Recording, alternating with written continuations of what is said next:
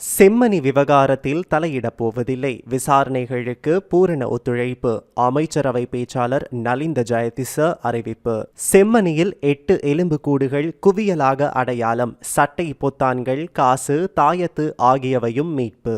செம்மணி புதைக்குழி சர்வதேச தரத்துடன் ஆராயப்படுகிறது. நேரில் விஜயம் செய்த நீதி அமைச்சர் தெரிவிப்பு.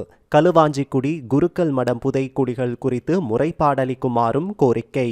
கச்சத்தீவுக்கு ஜனாதிபதி அனுர சென்றது ஏன்? அரசாங்கம் விளக்கம். 5ஆம் தர புலமை பரிசில் பரீட்சை. காலி தேவானந்தா கல்லூரி மாணவி நாடளாவிய ரீதியில் முதலிடம். யாழ் இந்து கல்லூரி மாணவன் தமிழ் மொழியில் முதலிடம்.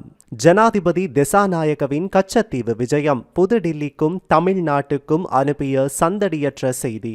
நிருபமா சுப்பிரமணியன் விசேட கட்டுரை. மனித உரிமை மீறல்களில் ஈடுபட்டோர் கையெழுத்து போராட்டத்தின் ஊடாக தண்டிக்கப்பட வேண்டும். வன்னி மாவட்ட எம்பி செல்வம் அடைக்கலநாதன் கூறுகிறார். துரையப்பா படுகொலையும் தமிழ் தேசிய பரப்பில் துரோகி மொழியாடலும். விசேட கட்டுரை. மண்டைதீவு புதைக்குழி கிணற்றை அகழ வலியுறுத்தி ஊர்காவற்துறை போலீஸ் நிலையத்தில் முறைப்பாடு. காங்கேசன்துறை துறைமுகத்தின் அபிவிருத்தி தொடர்பில் ஆய்வு. இந்தியாவுக்கு கப்பல் மூலமான வர்த்தகம் தொடர்பிலும் அவதானம். 93 வருடங்களுக்கு முன்னர் வெளியான வீரகேசரி இதழின் முதல் பக்கம். இவ்வருடம் இதுவரை இலங்கையிலிருந்து 150 மில்லியன் கிலோகிராம் தேயிலை ஏற்றுமதி. அதிகாரிகளின் அசமந்த போக்கினால் கராத்தே போட்டியாளர்கள் ஏமாற்றமடைந்தனர். துடுப்பாட்ட தரவரிசையில் இலங்கை வீரர்கள் முன்னேற்றம். சீனாவுக்கான சுற்றுப்பயணத்தில் இளைய மகனை அழைத்து வந்த வடகொரிய தலைவர். பெரு முன்னாள் ஜனாதிபதிக்கு ஊழல் குற்றச்சாட்டில் 2வது தடவையாக சிறை. பாகிஸ்தானில் ஆறுகள் பெருக்கெடுத்ததால் 24 மணித்தியாலங்களில் 5 லட்சம் பேர் இடம்பெயர்வு. இந்தியாவின் பஞ்சாப் மாநிலத்தில் வெள்ளத்தில் சிக்கி 30 பேர் பலி. கெண்டைக்கால் தசை எனும் 2ஆம் இதயம்.